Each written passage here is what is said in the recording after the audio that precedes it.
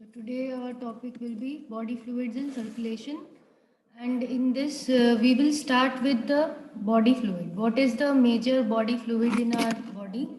हमारी बॉडी का main fluid क्या है? ब्लड. ठीक है, तो ब्लड के बारे में हमें पता होना चाहिए कि ब्लड की कॉम्पोजिशन क्या है. तो चैप्टर स्टार्ट ही ब्लड की कॉम्पोजिशन से होता है कि ब्लड के अंदर क्या क्या कंपोनेंट्स होते हैं. ब्लड के अंदर अभी तक तो हम हमेशा जूनियर क्लासेस में जो पढ़ते आए हैं, हमें पता है तीन तीन सेल्स तो बताते ही हैं, आरबीसी, डब्ल्यूबीसी और प्लेटलेट्स. वो तो जनरल चीज़ बताते हैं अभी तक जो हमें पढ़ाया उसके हिसाब से. पर जो डब्ल्यूबीसीज होते हैं उनके भी कई टाइप्स हैं.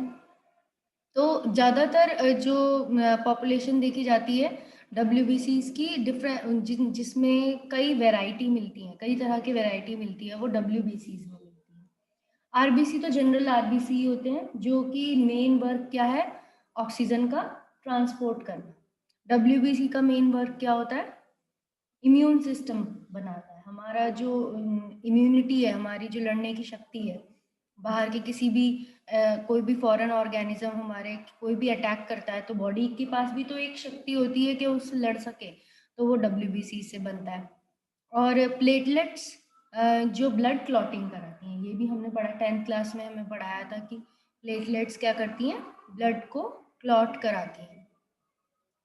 तो दिस सिस्टम, सर्कुलेटरी सिस्टम की डेफिनेशन दी गई कि this system is concern with circulation of the body fluid to distribute various substances to various body parts. तो सर्कुलेटरी सिस्टम बहुत हमारी बॉडी में ब्लड के सर्कुलेशन के थ्रू चीज़ों को एक जगह से दूसरी जगह पर डिस्ट्रीब्यूट करता है, भेजता है. ठीक है, और इसको कार्डियोवास्कुलर सिस्टम भी कहते हैं. क्या कहते हैं?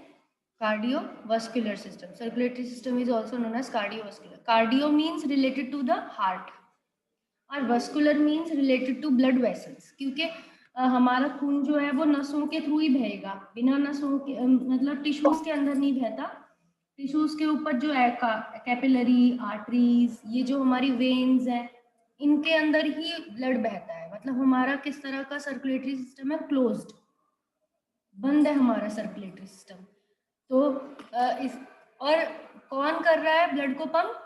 हार्ट कर रहा है. तो हार्ट, कार्डियो और वास्कुलर, इन दोनों से मिलके बना है सर्कुलेटरी सिस्टम, तो कार्डियोवास्कुलर सिस्टम भी बोला जाता है. It is an organ system that allow blood to circulate and transport nutrients such as electrolytes, amino acids, oxygen, carbon dioxide, hormones, blood cells. तो ये सिस्टम सिर्फ खून को ही नहीं सब जगह डिस्ट्रीब्यूट कर रहा, पर खून के साथ साथ उनके प्लाज्मा में यानी लिक्विड पोर्शन में, ब्लड के भी लिक्विड पोर्शन में क्या होता है? इलेक्ट्रोलाइट्स घुले हुए होते हैं. इलेक्ट्रोलाइट्स मतलब सॉल्ट्स, तरह तरह के आयंस वाली चीजें, नेगेटिव आयन या तो positive ion. Electrolytes charge ions को बोलते हैं. अमीनो एसिड्स प्रोटीन्स के मोनोमर्स होते हैं. प्रोटीन एक पॉलीमर है, उसका मोनोमर क्या है? Amino acid. Oxygen, carbon dioxide gases हैं ये दोनों, तो इनको भी ट्रांसपोर्ट कर रहा है ब्लड. और ये सेल्स के अंदर to and from the cells, मतलब सेल्स जब अपनी पूरी रेस्पिरेशन कर लेते हैं तो सेल्स खाने को, जो हम खाना खाते हैं उसे ब्रेक करके रिलीज करते हैं CO2. तो सेल्स CO2 रिलीज करते हैं और जो हमारी आर्टरी से, जो लंग से जो ब्लड जा रहा है ऑक्सीजनेटेड ब्लड, उससे क्या एक्सचेंज करते हैं? ऑक्सीजन. तो सेल्स में ऑक्सीजन चली जाती है और सेल से CO2 बाहर निकल आती है. These are circulated to and from the cells to nourish it, और सेल्स को भी ऑक्सीजन मिल जाती है. The components of the human circulatory system include heart, blood, red and white blood cells, platelets, lymphatic system. तो human circulatory system में अगर बात करें कि उसके पार्ट्स क्या क्या हैं, ह्यूमन सर्कुलेटरी सिस्टम में हमें पढ़ना क्या है, तो उसमें हार्ट पढ़ा जाता है, मतलब दिल है, ब्लड है, खून और खून के सेल्स हैं, red blood cells, white blood cells और प्लेटलेट्स. लिम्फेटिक सिस्टम, एक और सिस्टम पढ़ा जाता है साथ में, लिम्फेटिक सिस्टम. लिम्फ भी क्योंकि हमारा फ्लूइड ही है, ब्लड से ही लिम्फ जनरेट होता है. ब्लड कहीं कहीं पर जहाँ पर टिश्यूज रीजन पे आ जाता है, मतलब मसल्स में आ जाए, स्किन पे आ जाए, तो यहाँ पर टिश्यूज के रीजन पे ही कुछ लीकेज करता है ब्लड के कैपिलरीज में से कुछ फ्लूइड बाहर की तरफ रिलीज हो जाता है, वही लिम्फ बन जाता है। अब इस ये ब्लड में से ही निकला है, तो ब्लड की क्या है, क्लोज सर्कुलेटरी सिस्टम में ब्लड का अमाउंट अगर 5.5 लीटर है हमारी बॉडी में तो उतना ही रहेगा, बाहर तो नहीं जाएगा, कम तो ज़्यादा नहीं हो। तो लिम्फ जो रिसता है, बाहर रिसाई हो जाती है जिस लिक्विड की, वो वापस से हार्ट के वेन्स में भर जाता है।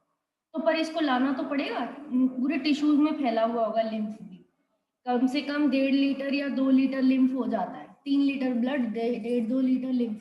तो लिम्फ को भी ब्लड में से निकला हुआ होता है, तो ब्लड में वापस भी मिलाया जाता है। तो ये एक सिस्टम बनता है जिसे बोला जाता है लिम्फेटिक सिस्टम। तो ये दोनों ही हमें सर्कुलेटरी सिस्टम में पढ़ने हैं, ठीक है। अब ये एक सर्कुलेटरी सिस्टम का एक डायग्राम है, काफ़ी मतलब डिटेल्ड डायग्राम बता रखा है कि जो एक नेक में आर्टरी जा रही है ऊपर की तरफ, common carotid artery, internal juggler when, एक ये वेन जा रही है, नीले रंग की वेन्स दिखाते हैं, रेड कलर की क्या दिखाते हैं, आर्टरीज। तो ब्लू और रेड से यही मतलब है कि ऑक्सीजनेटेड ब्लड और डीऑक्सीजनेटेड ब्लड। फिर अओर्टा दिखा रखी है, ये हार्ट से जस्ट जो सबसे लार्जेस्ट आर्टरी निकलती है उसे क्या बोलते हैं, आर्क ऑफ अओर्टा, ठीक है। तो सबसे मोटी आर्टरी यही है जो हार्ट से जस्ट निकलती है, 3 में बढ़ जाती है, इसी रीजन पे 3 में बढ़ जाती है। और इधर जो सबसे मोटी वेन आ रही है जो इस तरफ आती है राइट साइड, वो क्या है, वेना कावा। तो हार्ट में जब हमने 10th में पढ़ा था हार्ट का स्ट्रक्चर, उसमें भी हमने पढ़ा था कि राइट साइड पे डीऑक्सीनेटेड ब्लड आती है, वेना कावा। तो राइट में डीऑक्सीनेटेड रहता है, लेफ्ट साइड में क्या रहता है, ऑक्सीजनेटेड रहता है। इसके वॉल्स बताए हैं, माइट्रल वॉल, लेफ्ट वेंट्रिकल बताया है, अओर्टा, सिलियाक ट्रंक बताइए, मतलब जो एब्डोमेन में जा रही है, पेट के रीजन में और लीवर के रीजन में जो ब्लड वेसल्स, जो आर्टरीज यहाँ आ रही हैं, उनके अलग अलग नाम है। Left gastric artery, splenic artery, right gastric artery, superior mesenteric artery. तो अंदर के इंटरनल ऑर्गन्स को भी तो ब्लड पहुंचना है, ठीक है। एब्डोमेन में जितने भी ऑर्गन हैं उन सबको ब्लड पहुंचना होता है, तो उन सबको ब्लड पहुंचाने के लिए आर्टरीज होती हैं। तो इस चार्ट में आपको आर्टरीज और वेन्स दोनों के नाम बता रखे हैं। आपके एनसीईआरटी में ये नहीं दिया हुआ है, इतना डिटेल में आपको पता भी नहीं होना चाहिए, बट ये एक आपको कॉन्सेप्ट दे रहा है कि बॉडी में पूरा एक ऐसा नेटवर्क है जो कि ब्लड को क्या करता है, डिस्ट्रीब्यूट करता है, ठीक है। फंक्शंस क्या है सर्कुलेटरी सिस्टम के, it transport nutrient from their site of absorption to different tissues. अब सारा का सारा खाना फाइनली डाइजेस्ट होता है स्मॉल इंटेस्टाइन में। स्मॉल इंटेस्टाइन में सब हर तरह का प्रोटीन हो, कार्बोहाइड्रेट्स हो, जो भी फैट्स हो, सारे सबसे ज़्यादा फाइनल प्रोडक्ट्स में कहाँ बदलते हैं, स्मॉल इंटेस्टाइन में। स्मॉल इंटेस्टाइन तो न्यूट्रिशन दे रही है, वहाँ पे सारा न्यूट्रिएंट है, पर वहाँ से ब्लड में मिक्स होकर पूरी बॉडी में पहुँचाने का काम कौन करेगा, सर्कुलेटरी सिस्टम। तो सर्कुलेटरी सिस्टम जहाँ पर न्यूट्रिएंट होते हैं वहाँ से दूसरे ऑर्गन्स में ले जाता है, वहाँ पर दूसरे ऑर्गन्स में अगर उन्हें स्टोर होना तो स्टोर कर देगा, ऑक्सीडेशन अगर उनको और आगे ब्रेक होना है न्यूट्रिएंट को तो ब्रेक हो जाएंगे, आगे का काम टिश्यूज अपने आप कर लेंगे, और टिश्यूज तक पहुँचाने का काम क्या है, सर्कुलेटरी सिस्टम का।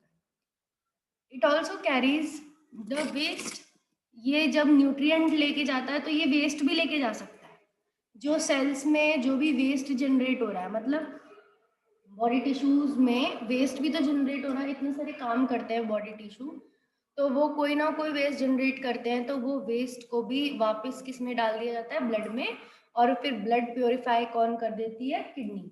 किडनी एक प्योरिफिकेशन का काम करती है, ब्लड में जितना भी वेस्ट आता है वो किडनी के सेल्स क्या कर देते हैं, साफ कर देते हैं, जिसको एक्सक्रीशन कहते हैं, क्या कहते हैं, excretion. It transports respiratory gases, ये भी हमें पता है कि ऑक्सीजन और कार्बन डाइऑक्साइड को भी कौन लेके जाता है, ब्लड। ब्लड ही ट्रांसपोर्ट करता है इनको भी। It carries metabolic intermediates from one tissue to another, further metabolism. For example, blood capillary carries lactic acids. मतलब जो चीज़ें आधी अधूरी टूटी हुई होती है, इंटरमीडिएट होती हैं, पूरी पूरी नहीं टूटी, जैसे ग्लूकोज है तो ग्लूकोज पायरुविक एसिड, अगर हम ज़्यादा कोई मस्कुलर एक्टिविटी कर रहे हैं पर उतनी हम ऑक्सीजन नहीं ले रहे, तो हमारी बॉडी में क्या जनरेट होगा, लैक्टिक एसिड। तो वो एक इंटरमीडिएट है, तो इस इंटरमीडिएट को लेके जाने का भी काम कौन करता है, ब्लड। ब्लड उसको लेके जाता है लैक्टिक एसिड को, मसल से कहाँ लेके जाता है, लीवर, और लीवर में फिर वो फाइनली ऑक्सीडाइज होता है। It also transport informational molecule hormones from their sites of origin. अभी अगर पिट्यूटरी को जो ब्रेन में है उसको कोई सिग्नल भेजने होंगे, पूरी वो मास्टर ग्लैंड है, उसे पूरे ग्लैंड्स को कंट्रोल करके रखता है, तो अगर उसे कोई सिग्नल भेजने होंगे तो वो किसमें डालेगा अपने हार्मोन, ब्लड में। ब्लड हर जगह जा सकता है, तो ब्लड हर ऑर्गन को वो मैसेज यानी इंफॉर्मेशन मॉलिक्यूल्स यानी हॉर्मोन्स, हॉर्मोन्स किसके थ्रू ट्रांसपोर्ट किए जाते हैं, ब्लड के थ्रू। तो ये भी किसका फंक्शन हो गया, सर्कुलेटरी सिस्टम का फंक्शन हो गया। It uniformly distribute waters H plus chemical substances to all over the body, और ये पानी को और केमिकल्स को और प्रोटॉन्स को पूरी बॉडी में यूनिफॉर्मली हर जगह बराबर रखता है। ठीक है, यहाँ तक क्लियर हो गया सबको, Arohi, Himanshi? Yes ma'am. Types of blood circulation in humans. अब हम ये पढ़ रहे हैं कि किस तरह का सर्कुलेशन ह्यूमंस में होता है। फिजियोलॉजी ब्लड सर्कुलेशन की सर विलियम हावे ने सबसे पहले 1628 में डिस्कवर करी, डिस्क्राइब करी, जिसमें उन्होंने सर्कुलेशन के टाइप्स बताए। कोरोनरी सर्कुलेशन जो कि हार्ट से इट इन्वॉल्व्स हार्ट का सर्कुलेशन को कोरोनरी सर्कुलेशन कहते हैं, कि हार्ट में भी तो एक तरह से सर्कुलेशन चाहिए, हार्ट तो पंप की तरह एक्ट कर ही रहा है, बट हार्ट भी कैसा ऑर्गन है, मस्कुलर ऑर्गन है, तो उसके अंदर भी हार्ट की खुद की आर्टरीज होती है, कोरोनरी आर्टरीज बोला जाता है, हार्ट की खुद की वेन्स होती है, कोरोनरी वेन्स। तो ये दोनों क्या करती हैं, आर्टरीज तो हार्ट की मसल्स को ब्लड सप्लाई करती है, ऑक्सीजनेटेड ब्लड, और कोरोनरी वेन क्या करती है, डीऑक्सीजनेटेड ब्लड को वापस से हार्ट की मसल से ले लेती है, क्योंकि हार्ट की मसल्स को भी ऑक्सीजन चाहिए काम करने के लिए, वो तभी उनको भी एनर्जी तभी मिलेगी जब उनको ऑक्सीजन मिलेगी। हर जगह एनर्जी के लिए क्या चाहिए, ऑक्सीजन चाहिए। तो कोरोनरी वेन्स और कोरोनरी आर्टरीज हार्ट की सप्लाई करती हैं। फिर पल्मोनरी सर्कुलेशन हमें बताइए, पल्मोनरी सर्कुलेशन क्या है, लंग्स में भेजना। हार्ट किसको भेजता है पूरा ब्लड अपना, लेफ्ट राइट साइड से लंग्स में, राइट साइड में डीऑक्सीजनेटेड ब्लड होता है, जब वो लंग्स में पहुंचता है तो उसमें ऑक्सीजन मिक्स हो जाती है, तो वो ऑक्सीजनेटेड हो जाता है। तो इसको सर्कुलेशन को, जिसमें डीऑक्सीजनेटेड ब्लड को ऑक्सीजनेटेड बदला जाता है लंग्स के थ्रू, सर्कुलेशन को कहते हैं पल्मोनरी सर्कुलेशन। फिर आती है थर्ड, सिस्टमिक। अब एक बार उसमें ऑक्सीजन मिक्स हो गई तो अब वो लेफ्ट साइड पे लिया जाता है, लेफ्ट साइड पे रिसीव किया जाता है और लेफ्ट साइड से पूरी बॉडी में भेजा जाता है, पूरी बॉडी के सारे सिस्टम्स में भेजा जाता है। तो इस सर्कुलेशन को क्या बोल देते हैं, सिस्टमिक सर्कुलेशन। तीन तरह की सर्कुलेशन होगी, कोरोनरी सर्कुलेशन जो हार्ट के लिए है, पल्मोनरी सर्कुलेशन जो लंग्स के लिए है, सिस्टमिक सर्कुलेशन जो पूरे बाकी सारे सिस्टम्स के लिए, चाहे वो हमारा डाइजेस्टिव सिस्टम हो, चाहे नर्वस सिस्टम हो, चाहे हमारा रेस्पिरेटरी सिस्टम हो, बाकी सारे सिस्टम्स में कौन सा सर्कुलेशन चल रहा है, सिस्टमिक सर्कुलेशन। तीन तरह के सर्कुलेशन है।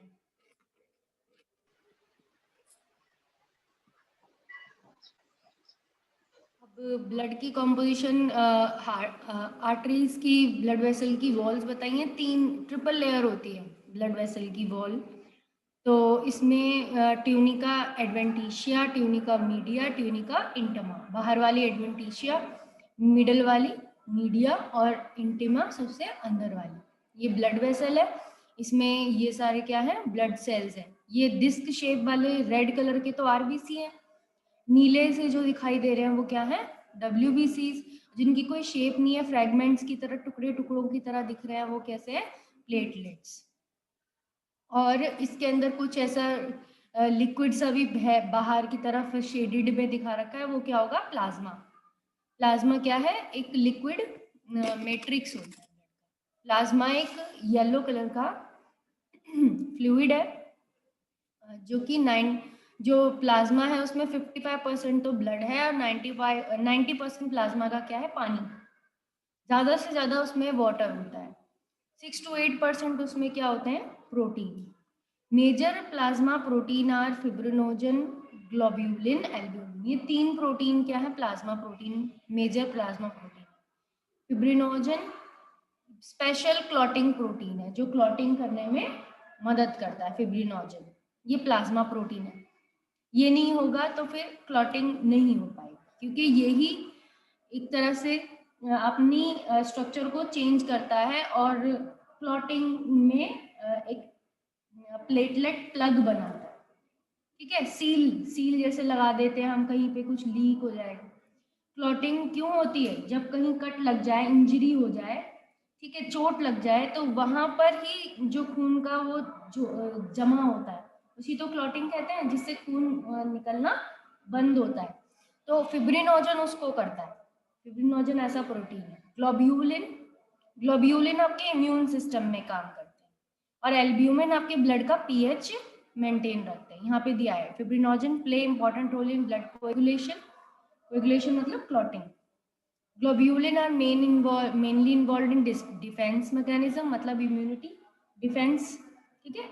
और albumin osmotic balance, albumin pH maintain. Small amount of minerals like sodium, calcium, magnesium, bicarbonate, chlorine ये भी प्लाज्मा में होते हैं। प्लाज्मा में ग्लूकोज, अमाइनो एसिड, लिपिड्स ये भी होते हैं। Factors for clotting of blood are present in the plasma in inactive form. पहले तो इनएक्टिव फॉर्म में होते हैं, पर जैसे ही चोट लगती है तो ये क्या हो जाते हैं? एक्टिव। फॉर्म्ड एलिमेंट्स मतलब सेल्स। तो 55% ब्लड में प्लाज्मा है, 45% क्या है? Formed elements. फॉर्म्ड एलिमेंट्स मतलब सेल्स हैं, और सेल्स भी 3 तरीके के, इरिथ्रोसाइट मतलब आरबीसी, ल्यूकोसाइट मतलब डब्ल्यूबीसी, एंड प्लेटलेट्स तो है ही। ये सब फॉर्म्ड एलिमेंट्स है। अब एक एक करके इनको बताया। इरिथ्रोसाइट्स तो आरबीसी का बताया। आरबीसी का बोला है कि मोस्ट अबंडेंट है, सबसे ज़्यादा नंबर में जो मिल रहा है। 1 ml ब्लड में अगर सबसे ज़्यादा अमाउंट किसी की होगी वो क्या होगी? आरबीसी वाले सेल्स की होगी। अगर ब्लड का अगर हम, या फिर हम जब ब्लड टेस्ट कराने जाएं और ब्लड के अंदर एक ग्राफ प्लॉट करवाएं कि हमारे सेल्स में देखना चाहें, वो करते ही हैं हॉस्पिटल में। लैब के टेस्ट जो करते हैं वो लोग इसको काउंट करते हैं, आरबीसी कितने हैं, डब्ल्यूबीसी कितने हैं। कोई ऐसी बीमारी हो जिसमें आरबीसी का नंबर बढ़ रहा है या डब्ल्यूबीसी का नंबर बढ़ता जा रहा है या प्लेटलेट गिरती जा रही है, डेंगू और मलेरिया ये सब कैसे पता चलते हैं? प्लेटलेट ये कम ज़्यादा हो जाती हैं इसमें, है ना। या फिर कोई ब्लड कैंसर किसी को कैसे पता चलेगा? उससे यही पता चलेगा कि कोई एक तरीके का ब्लड सेल क्या हो रहा है, बहुत ज़्यादा बढ़ रहा है, इतना ज़्यादा बढ़ रहा है कि दूसरे वाले को ग्रो नहीं होने देगा, तो इसको क्या बोले, बैलेंस बिगड़ जाएगा, तो उससे कैंसर हो जाता है। तो ये सब देखा जाता है। तो आरबीसी नॉर्मल कंडीशन में आरबीसी सबसे ज़्यादा होते हैं एडल्ट में। ब्लड सेल्स में सबसे ज़्यादा इसका नंबर होता है आरबीसी का, 5 मिलियन टू 5.5 मिलियन होते हैं पर cubic millimetre of the blood में। And RBC red bone marrow में बनते हैं। हड्डियों के जो लंबी हड्डियां होती हैं उनके बीच में एक टिश्यू पाया जाता है, बोन मैरो टिश्यू, उससे बनते हैं। उससे हमें खून बनता है, हड्डियों में खून बनता है लोगों का। And in most of the mammals nucleus RBC में नहीं होता। RBC are biconcave shape. Shape कैसी है? बायकॉन्केव है। रेड कलर क्यों है? क्योंकि उसके अंदर आयरन वाला प्रोटीन है जिसे कहते हैं हीमोग्लोबिन, उसकी वजह से लाल कलर का होता है। In a healthy adult each 100 ml of blood contain 12 to 16 gram of Hb. किसी हेल्दी अडल्ट में मतलब 18 ईयर्स से ज़्यादा एज वाले पर्सन में 100 ml ब्लड में कितना ग्राम हीमोग्लोबिन होना चाहिए? 12 से 16 ग्राम तक हो सकता है। अगर किसी को इतना हीमोग्लोबिन नहीं है, इससे कम मिल रहा है, तो हम क्या बोलते हैं? अनीमिया हो रहा है। ठीक है, पर्सन में कौन सी बीमारी है? अनीमिया, उसमें खून की कमी बोलते हैं। तो इतना हीमोग्लोबिन हो रहा है तो ठीक है। The average life span of RBC 120 दिनों तक ये जिंदा रहते हैं सेल्स, फिर ये अपने आप मर जाते हैं। स्प्लीन ऑर्गन होता है, स्प्लीन, उसमें जाके, स्प्लीन एक कब्रिस्तान है आरबीसी का, ग्रेवयार्ड है। RBC play a significant role in the transport of respiratory gases. RBC respiratory gases को ट्रांसपोर्ट करते हैं।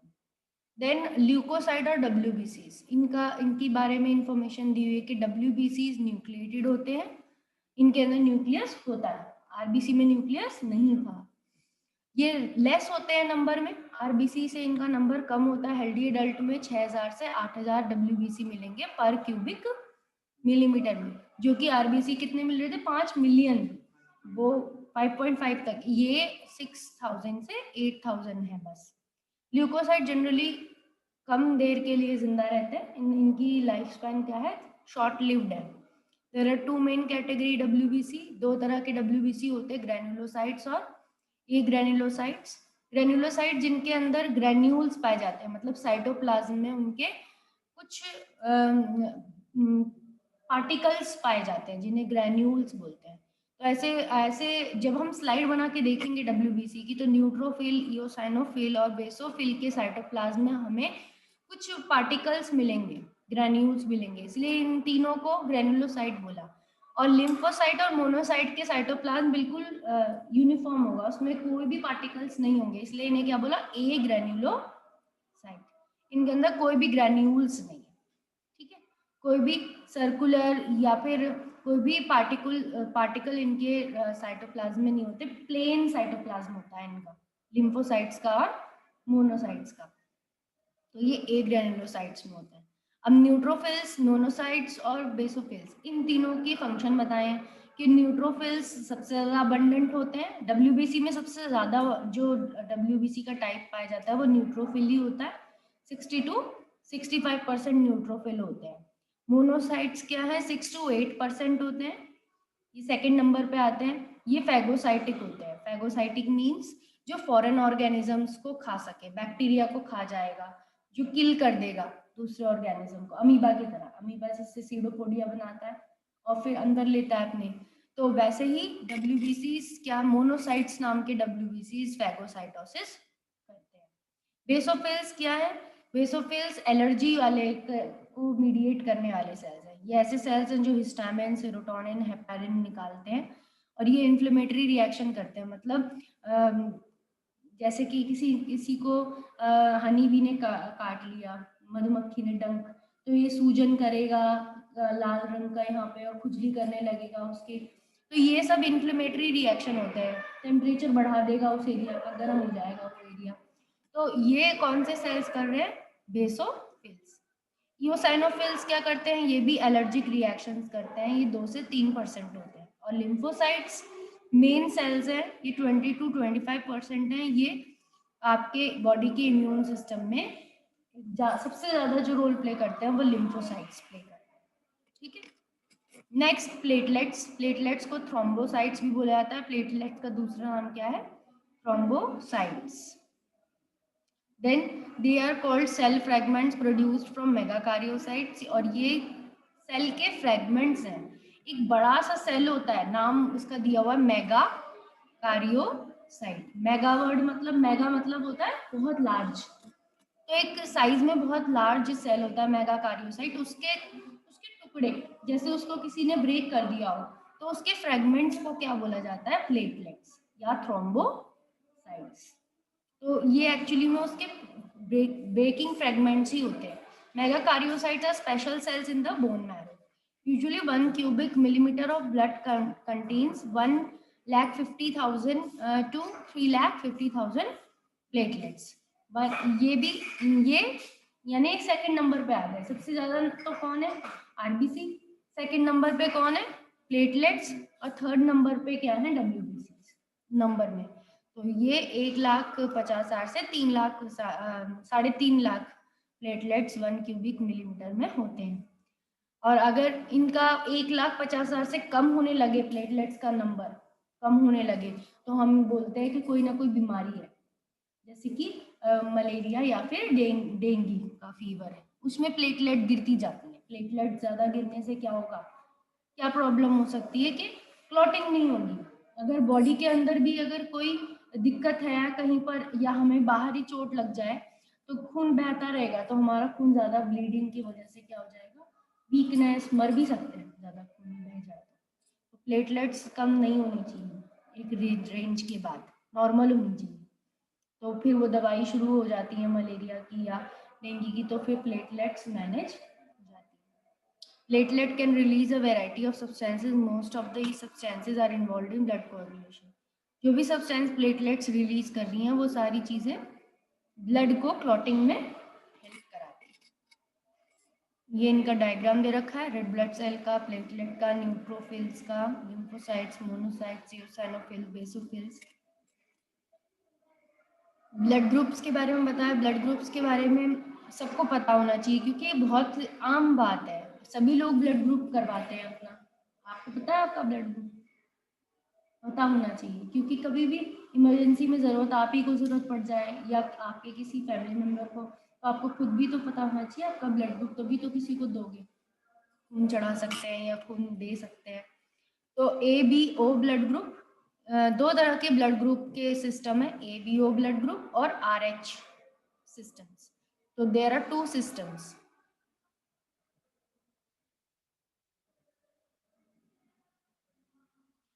हिमांशी बोल रही है उसका ए पॉजिटिव ब्लड ग्रुप है, गुड।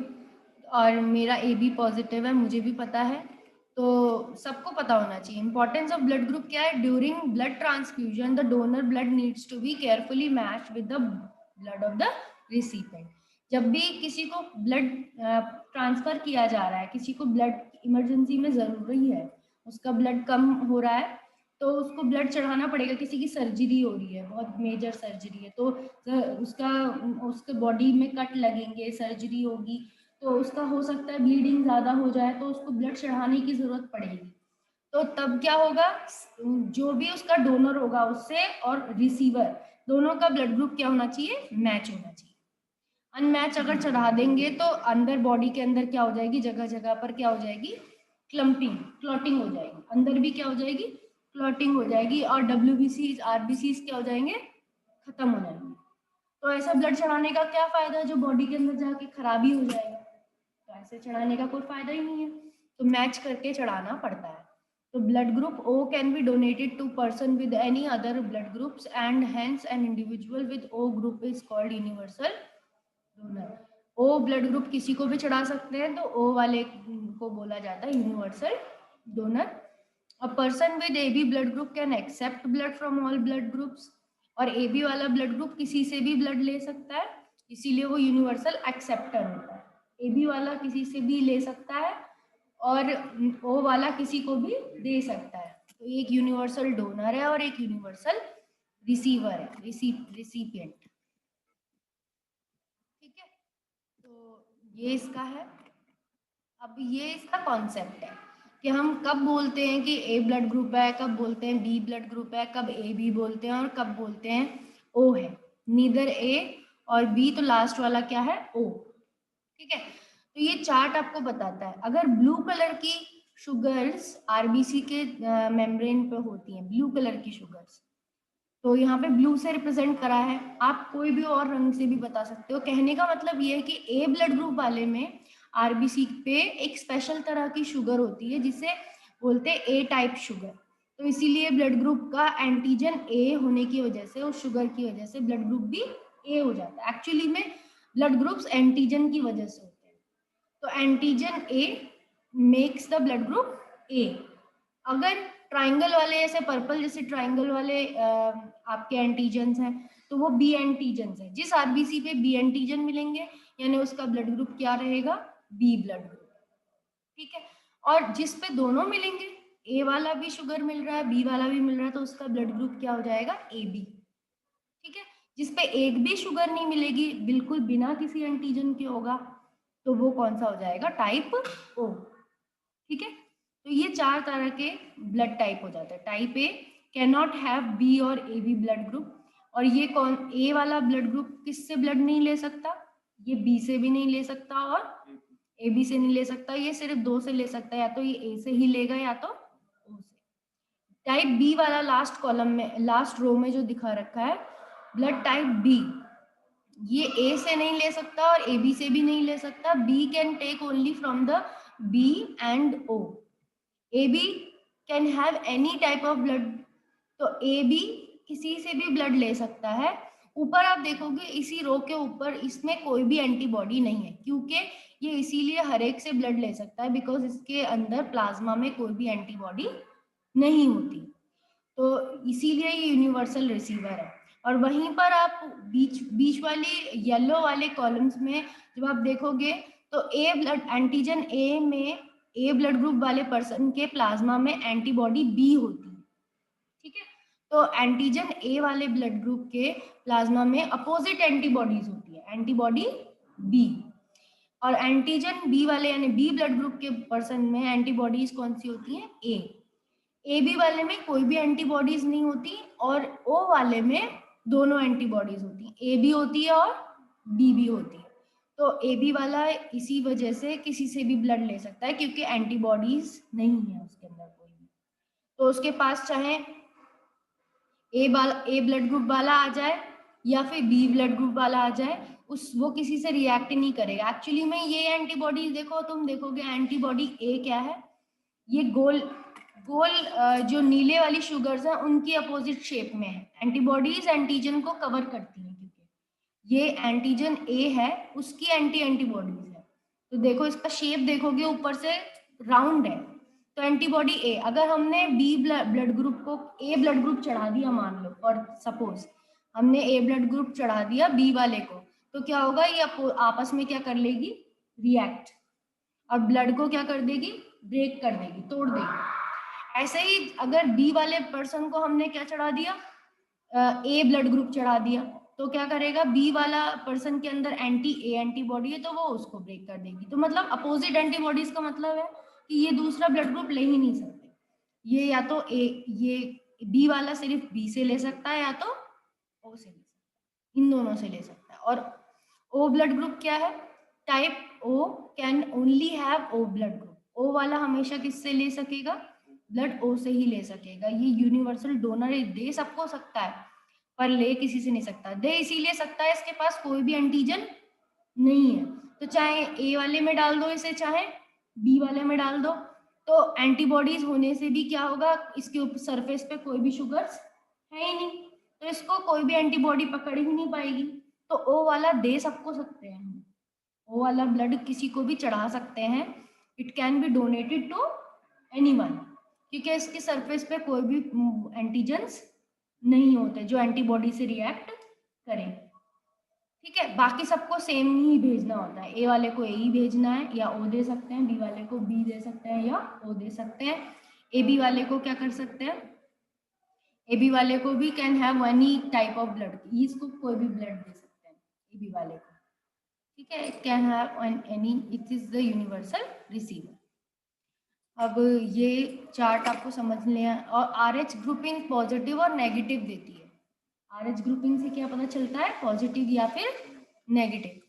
RH एक्चुअली एक रीसस नाम के मंकी में सबसे पहले ये देखा गया, क्योंकि हम बोल सकते हैं क्लोजेस्ट रिलेटिव क्या है, मंकीज ही हैं एवोल्यूशन में। तो उनसे नियरली 80% ह्यूमंस के ऐसा ग्रुप देखा गया जो कि रीसस से ही RH वर्ड आया है। तो जो इस तरह के मंकी में भी मिलता है ये वाला एंटीजन। तो ह्यूमन में ए बी के साथ साथ ऐसे येलो एंटीजन्स भी मिलते हैं। तो जिन पर्सन्स में ऐसे रीसस वाले एंटीजन मिलते हैं उसमें तो क्या लगा देते हैं, उनके ब्लड ग्रुप के साथ में पॉजिटिव साइन लगा देते हैं। और जिनमें ऐसे रीसस मंकी वाले एंटीजन नहीं मिलते उनमें क्या लगा देते हैं, नेगेटिव। तो दो तरीके से के ह्यूमन में रीसस एंटीजन मिल रहा है, RH एंटीजन मिल रहा है कि नहीं मिल रहा, ठीक है। उसके बेसिस पे पॉजिटिव या नेगेटिव लगाते हैं। जैसे मेरा ए बी पॉजिटिव है तो मेरे में तीनों हैं, ए वाला एंटीजन भी है, बी भी है और रीसस वाला भी है, तीनों है। तो इसलिए मेरा ब्लड ग्रुप बना ए बी पॉजिटिव, ठीक है। तो अगर मान लो मेरे में ये नहीं होता, रीसस नहीं होता, तो मेरा ए बी नेगेटिव हो जाता, क्या हो जाता, ए बी नेगेटिव। तो इस तरीके से ये भी मैच करना पड़ता है। तो अगर ए बी पॉजिटिव है तो किसी पॉजिटिव वाले को ही दे सकते हैं, नेगेटिव वाले को नहीं दे सकते, ठीक है। ये बहुत इंपॉर्टेंट है। देखो यहाँ लिखा है an RH negative person if expose to RH positive blood. इसका इंपॉर्टेंस क्या है कि कभी अगर कोई RH नेगेटिव पर्सन अगर RH पॉजिटिव ब्लड से एक्सपोज हुआ तो वो स्पेसिफिक एंटीबॉडीज बना देंगे। It will form the specific antibodies against the RH antigen. उसकी बॉडी में ये एंटीजन के लिए एंटीबॉडीज जनरेट हो जाएंगे. It will generate the antibodies for the RH antigen. जैसे मान लो RH नेगेटिव वाले में RH पॉजिटिव ब्लड चढ़ा दिया, तो उसके लिए तो क्या हो जाएगा, एक तरह से एक नई चीज उसकी बॉडी में आ गई. तो बॉडी कैसे रिएक्ट करती है, कोई भी नई चीज उसके अंदर आती है तो बॉडी उसके लिए क्या बना देती है, खिलाफ में एंटीबॉडी बना देती है. तो वो पर्सन जो होगा RH नेगेटिव, वो क्या बना लेगा, RH ग्रुप के लिए एंटीबॉडीज बना लेगा. तो RH ग्रुप को भी क्या बनाना पड़ेगा, को मैच करना चाहिए. RH ग्रुप को भी क्या करना चाहिए, फिर मैच करना चाहिए. अब ये ब्लड क्लॉटिंग का क्या है, प्रोसेस है, प्रोसेस ऑफ ब्लड क्लॉटिंग. ठीक है, कि इसमें फ्लो चार्ट दिखा रखा है, ये भी इंपॉर्टेंट क्वेश्चन है, 2 या 3 मार्क में ये आता है.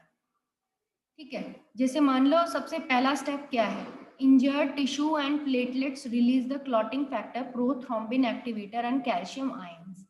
जैसे ही कोई टिश्यू इंजर होता है तो प्लेटलेट क्या रिलीज करती हैं, क्लॉटिंग फैक्टर्स, जिनको बोला है प्रोथ्रोम्बिन एक्टिवेटर्स और कैल्शियम आयंस. ये दो चीजें रिलीज होती हैं इंजर्ड टिश्यूज में से और प्लेटलेट्स में से, इंजर्ड टिश्यू के प्लेटलेट्स में से. तो prothrombin activator convert the blood protein prothrombin to thrombin. तो प्रोथ्रोम्बिन एक्टिवेटर एक एंजाइम होती है. प्रोथ्रोम्बिन एक्टिवेटर क्या करती है, प्रोथ्रोम्बिन को किसमें कन्वर्ट कर देती है, थ्रोम्बिन में. ठीक है, ये एक एंजाइम है प्रोथ्रोम्बिन एक्टिवेटर. तो ये किसको कन्वर्ट कर रही है, प्रोथ्रोम्बिन प्रोटीन को थ्रोम्बिन में. प्रोथ्रोम्बिन प्रोटीन एक ब्लड प्रोटीन है, ब्लड क्लॉटिंग प्रोटीन है. अब थ्रोम्बिन क्या कर रहा है, थ्रोम्बिन फिब्रिनोजन को फिब्रिन में कन्वर्ट कर रहा है. थ्रोम्बिन आगे जाके फिब्रिनोजन को फिब्रिन में कन्वर्ट कर रहा है. फिब्रिन ऐसी चीज है जो कि एक सीलिंग करती है, जहां पर कट प्रोड्यूस हुआ है, वुंड की साइट है, उसके आगे एक जाल जैसा बनाती है, मैश बनाती है. मैश मतलब होता है जाल, जिससे आरबीसी को वहां पर ही रोक पाए, trapping the RBC and platelet और आरबीसी को रोक पाए. ऐसा जाल कौन बनाता है, फिब्रिन. मैंने बोला था ना, फिब्रिनोजन एक ऐसा प्रोटीन है जो कि क्लॉटिंग के वक्त एक सील बनाता है. तो फिब्रिनोजन से क्या बनेगा, पहले फिब्रिन बनेगा, जो कि किसकी वजह से बनेगा, थ्रोम्बिन की वजह से. तो ये आपस में इंटरकनेक्टेड सीक्वेंस है, पूरा एक स्टेप बाय स्टेप रिएक्शन है. तो ये फिब्रिन क्या करता है, सील बनाता है, तभी ब्लीडिंग क्या होती है, स्टॉप होती है. ठीक है, आपस में जुड़े हुए हैं. सबसे पहले तो क्या हुआ, प्रोथ्रोम्बिन एक्टिवेटर प्रोटीन और calcium ions. Prothrombin activator protein ने क्या किया, प्रोथ्रोम्बिन को किसमें कन्वर्ट किया, थ्रोम्बिन में. फिर थ्रोम्बिन ने फिब्रिनोजन को किसमें कन्वर्ट किया, फिब्रिन में. और फिब्रिन ने क्या बनाया, एक मैश बनाया, सील बनाया, किसके जिससे कि आरबीसी ट्रैप हो. आरबीसी और प्लेटलेट्स क्या हो गए, ट्रैप. तब ब्लीडिंग क्या हुई, stop. Bleeding stop, clot hardens and becomes smaller. New cells grow to repair wound site. Enzyme plasmin is released to dissolve the clot. तो सब चीज जब सही हो जाएंगी और घाव भर जाएगा, फिर बाद में क्लॉट भी क्या हो जाएगा, गायब हो जाएगा. क्लॉट भी तो कितने दिनों के लिए रहता है, जब अंदर का इन्फेक्शन सही हो जाता है तो क्लॉट भी क्या हो जाता है, वापस स्किन, नई स्किन आ जाती है. तो प्लाज्मिन नाम की एंजाइम क्लॉट को भी क्या कर देती है, लास्ट में रिमूव कर देती है.